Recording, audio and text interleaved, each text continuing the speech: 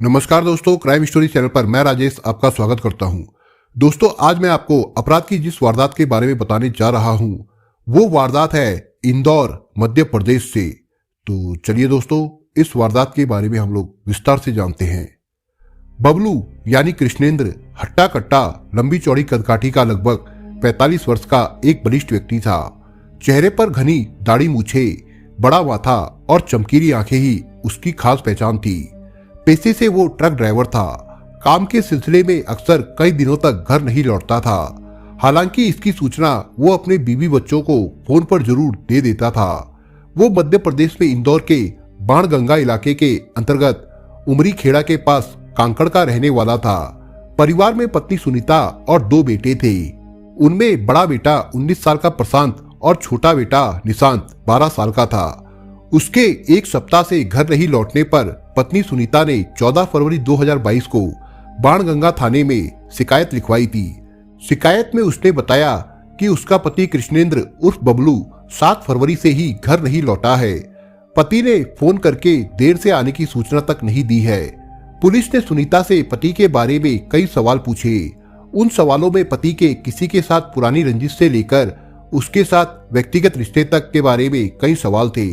सभी का जवाब सुनीता सहजता से देती चली गई, किंतु जब उससे महिला पुलिस ने अचानक पूछा कि पति के साथ उसका पिछली बार झगड़ा कब हुआ था, तब वही पास खड़ा छोटा बेटा तपाक से बोल पड़ा, आंटी झगड़ा तो रोज ही होता था, मारपीट भी होती थी, मम्मी की कमरा बंद कर कुटाई होती थी। ये सुनकर पुलिस सख्ते में आ गई। वो तुरंत उसे अलग कमरे में ले गई। बदन पर ढके कुछ कपड़े हटाकर उसकी देह की जांच की गई। पुलिस ने पाया कि उसके शरीर पर पिटाई के चोटों के निशान है। गर्दन के पिछले हिस्से पर भी जख्म है। वे जख्म ज्यादा दिनों के नहीं लग रहे थे। ये सब कैसे हुआ? किसी ने तुम्हें मारा? पति ने तो नहीं? महिला पुलिस ने पूछा। जाने दीजिए ना मैडम, ये सब छोड़िए, मेरे पति को ढूंढ दीजिए, आखिर है तो मेरा सुहाग ही। सुनीता ने बात को वहीं खत्म करने की कोशिश की, लेकिन वो पुलिस वाली भी अड़ गई। बोली, ये तो घरेलू हिंसा है, इसकी शिकायत तुमने पुलिस में क्यों नहीं की? अच्छा रुको, आ जाने दो, मैं उसके खिलाफ मुकदमा दर्ज करूंगी। मुकदमा क्या कीजिएगा, रहेगा तब ना। सुनीता की जुबान से अचानक निकल आई बात से पुलिस ने पूछा, रहेगा से क्या मतलब? नहीं नहीं मैडम, इसी तरह जुबान फिसल गई। उनका पता लगा दीजिए, जल्दी दूसरे मकान में काम करवाने जाना है। सुनीता मिन्नत करती हुई बोली, अच्छा ठीक है तुम जाओ, लेकिन उसके जान पहचान वालों के नाम और फोन नंबर लिखवाती जाओ, उनसे तहकीकात की जाएगी। जी मैडम, ये लीजिए ना, मेरे मोबाइल से लिख लीजिए, नाम बताती जाइए, मैं उसके बारे में बता दूंगी। सुनीता बोली। लाओ इधर, महिला पुलिसकर्मी बोली और उसके मोबाइल पर कॉन्टेक्ट्स को चेक करने लगी। सुनीता का मोबाइल चेक करते हुए पुलिस ने पाया कि 2 फोन नंबरों से सुनीता की कई बार बात हुई थी। पुलिस उनके बारे में सवाल पूछने लगी। उस पर सुनीता ने बताया कि मजदूरों के नंबर है जो उनके दूसरे मकान में मरम्मत का काम करने आते हैं। तुम्हारा पति कहाँ का सामान लाने के लिए घर से निकला था? पुलिस के अचानक पूछे गए इस सवाल के लिए सुनीता तैयार नहीं थी। फिर भी उसने तुरंत जवाब दिया, जी नहीं मालूम, मुझे क्या पता वो कहाँ कहाँ जाते थे। उसकी आवाज में खींच थी। तुमने पति की गुमशुदगी की रिपोर्ट लिखवाने में 1 सप्ताह का समय क्यों लगा दिया? इस सवाल का कोई ठोस जवाब सुनीता नहीं दे पाई। उसने सिर्फ इतना ही कहा कि वो कई दिनों के लिए ट्रक से सामान लेकर बाहर आते जाते रहते थे, इसलिए उसने ध्यान नहीं दिया। सुनीता ये भी नहीं बता पाई कि पति कृष्णेंद्र कहाँ का सामान लेकर निकला था, सामान किसका था। ऐसे ही कई सवाल थे जो दुविधा वाले थे। पुलिस के सवाल जवाब के बीच वो कई बार घबराई, शक पकाई हुई भी दिखी। उसकी बॉडी लैंग्वेज भी बदलती रही और चेहरे के भाव भी तेजी से बदल रहे थे। सुनीता के जाने के बाद पुलिस ने उसके खिलाफ मुखबिर लगा दिए और फोन नंबरों पर कॉल करके कृष्णेंद्र के बारे में जानकारी जुटानी शुरू कर दी। इसी सिलसिले में पुलिस ने उन 2 नंबरों पर भी कॉल की जिस पर सुनीता की कई बार बातें हो चुकी थी। पुलिस चौंक गई, कारण जिसे उसने मजदूरों का नंबर बताया था दरअसल वे कसाई भाइयों के थे। उनके नाम रिजवान कुरैशी और भैयू उर्फ इरशाद कुरैशी थे। वे जूनी इंदौर क्षेत्र में मटन शॉप पर काम करते थे। इसी बीच मुखबिर से मालूम हुआ कि ये दोनों कसाई सुनीता के प्रेमी है। सुनीता अपने दूसरे मकान में मरम्मत और प्लास्टर का काम करवा रही है। यहीं से पुलिस की जांच और कृष्णेंद्र की तलाश का नजरिया बदल गया। मुखबिर ने पुलिस को सूचना दी कि सुनीता के 2 मकान हैं, एक कांकड़ में और दूसरा नरवाल में। वो परिवार के साथ कांकड़ में रहती है, लेकिन नरवाल वाले घर में अभी अभी प्लास्टर करवाया है। पुलिस का माथा ठनका कि जिस औरत का पति हफ्ते भर से गायब है, वो भला घर में प्लास्टर करवाने का काम क्यों करेगी। जरूर दाल में कुछ काला है। थाने में एसआई स्वराज डाबी और श्रद्धा यादव तुरंत नरवाल स्थित मकान पर पहुंचे। संयोग से सुनीता भी अपने बड़े बेटे प्रशांत के साथ वहीं मिल गई। पुलिस को अचानक वहां आया देखकर वो सहम गई। एसआई डाबी ने आते ही सवाल दागा, तुम्हारा पति गायब है और तुम यहाँ मजे में घर का काम करवा रही हो। चलो दिखाओ कहाँ कहाँ तुमने मरम्मत का काम करवाया है। खुले जमीन पर एक कोने के थोड़े हिस्से में ताजा फर्श देखकर उसे खुदवाया गया। 1-1.5 फीट ही खोदने के बाद पुलिस के होश उड़ गए। वहां मानव शरीर के कुछ कटे अंग गाड़े गए थे। पुलिस ने सुनीता और प्रशांत को तुरंत हिरासत में ले लिया। थाने लाकर उनसे अलग अलग पूछताछ की गई तो जल्द ही दोनों टूट गए।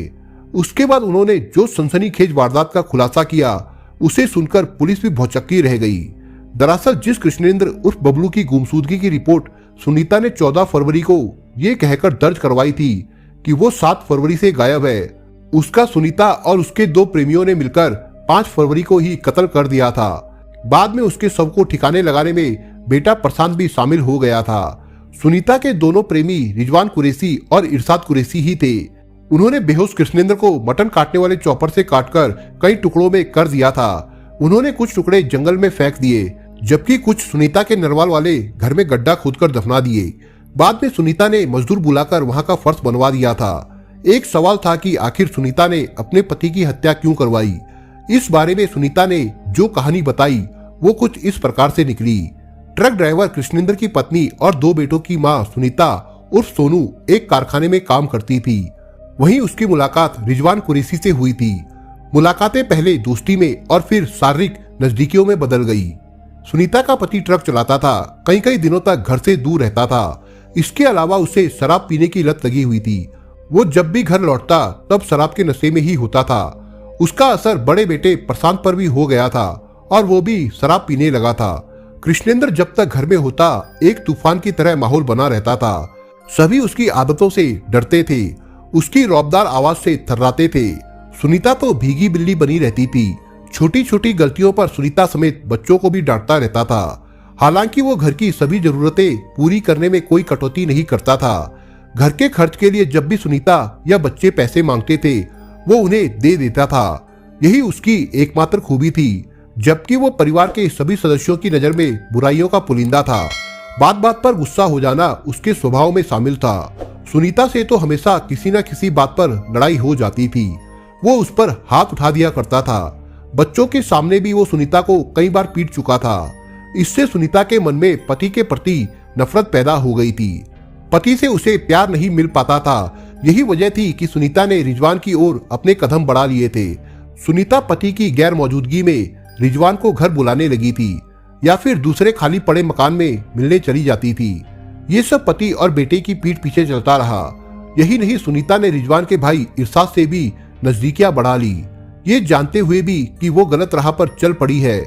जब पति और 2 प्रेमियों से मिले देह सुख की तुलना करती तब उसे कुछ भी गलत नहीं लगता। उसके दिमाग में एक ही बात आती थी कि प्रेमियों से कुछ समय के लिए ही सही उसके दिल को सुकून तो मिलता है, मन में खुशी तो आती है। एक रात अचानक कृष्णेंद्र घर लौट आया था। शराब की लत तो सुनीता को भी लग चुकी थी। उसने सुनीता को रिजवान और इरशाद के साथ शराब के नशे में मौज मनाते पकड़ लिया था।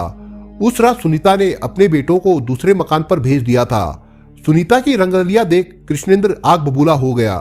दोनों प्रेमी किसी तरह से वहां से निकल भागे, लेकिन सुनीता कहां जाती। इसके बाद उसने सुनीता की पिटाई कर दी। अधमरी सुनीता को छोड़कर कृष्णेंद्र सुबह होने से पहले ही चला गया। सुबह किसी तरह से सुनीता ने खुद को संभाला और जैसे तैसे अपने जख्म साफ किए। सुबह बेटे के आने पर उसने पिता की हरकत के बारे में सारी बात बताई और दवाइयां लाने के लिए कहा। उसकी पिटाई का कारण बताया कि उसने उसकी विदेशी शराब पी ली थी। इसी के साथ सुनीता ने बेटे को यह भी हिदायत दी कि ये घर की बात है, किसी को कुछ नहीं बताए। किंतु मां की हालत देखकर प्रशांत विचलित हो गया। उसके मन में पिता के प्रति आक्रोश भर गया, लेकिन वो अपने पिता के खिलाफ आवाज नहीं उठा सकता था। दूसरी तरफ रिजवान और इरशाद भी रंगे हाथों पकड़े गए थे। इसी कारण वे भी डर गए थे। 2 दिन बाद वे सुनीता से मिले। उसकी हालत देखकर बेचैन हो गए। लेकिन उन्होंने कुछ दिनों तक एक दूसरे से दूर रहना उचित समझा। सुनीता के साथ प्रेमियों को देखने के बाद से कृष्णेंद्र और भी गुस्सा हो गया था, जब तक उस पर जुर्म ढाने लगा। आखिर पति के जुर्म से एक दिन सुनीता ने छुटकारा पाने की ठान ली। ऐसी योजना बनाई जिसे वो अकेले अंजाम नहीं दे सकती थी। उसने अपनी ये योजना दोनों प्रेमियों रिजवान और इरशाद को बताई। यही नहीं, उसमें बेटे प्रशांत को भी शामिल कर लिया। उसके लिए एक दिन तय किया गया। वो दिन 5 फरवरी का था। बबलू शाम को घर लौटा तो सुनीता ने उसे दाल बाटी खाने को दी।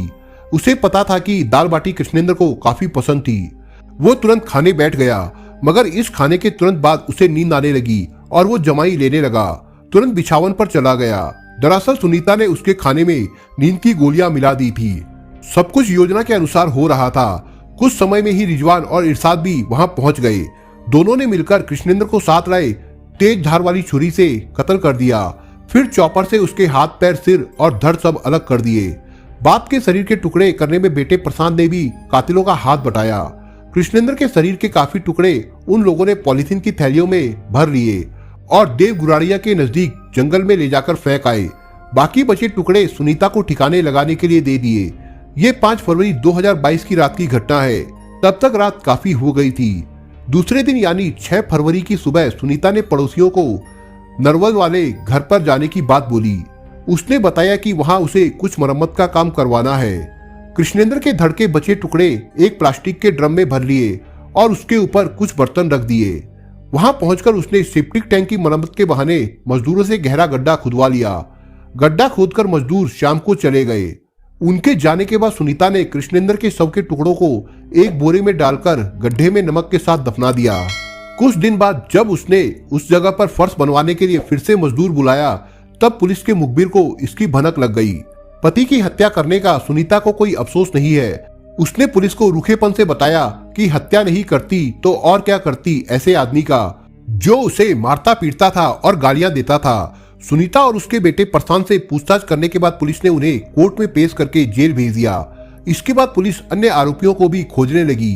पुलिस को सुनीता के प्रेमी रिजवान कुरैशी और इरशाद कुरैशी के टोंकरा स्थित मुरसुदा मस्जिद में छिपे होने की सूचना मिली थी। पुलिस के वहां पहुंचते ही दोनों खिलचीपुर की ओर निकल भागे थे। पुलिस ने उनकी तलाश में कई जगह दबिश डाली, लेकिन वे हाथ नहीं आ रहे थे। फिर पुलिस ने रिजवान के बड़े भाई को बुलाकर उससे रिजवान को फोन लगवाया। पुलिस के कहने पर बड़े भाई ने रिजवान को एक जगह आकर मिलने के लिए कहा। पुलिस ने उस जगह अपनी टीम भेजकर घेराबंदी कर ली। जैसे ही बताए हुए पते पर रिजवान और इरशाद पहुंचे, पुलिस ने दोनों को गिरफ्तार कर लिया। डीसीपी धर्मेंद्र भदौरिया के अनुसार दोनों ही आरोपियों पर पुलिस ने 4000 रुपए का इनाम भी घोषित कर दिया था। उन्होंने पुलिस को देव गुराड़िया के नजदीक जंगल में फेंके गए कृष्णेंद्र के शव के कुछ अंगों के बारे में बता दिया। पुलिस ने बड़ी मुश्किल से खून से सनी प्लास्टिक की कुछ थैलियां बरामद कर ली। पुलिस ने सुनीता के दोनों प्रेमियों रिजवान कुरैशी और इरशाद कुरैशी से पूछताछ कर उन्हें भी न्यायालय में पेश किया, जहां से सभी को जेल भेज दिया गया। दोस्तों, आप अगर चैनल पर नए हो तो आप चैनल को सब्सक्राइब करने के साथ कमेंट बॉक्स में इस कहानी के बारे में अपने विचार जरूर लिखिएगा। मिलता हूं एक नई कहानी के साथ, तब तक के लिए अपना ख्याल रखिएगा। धन्यवाद।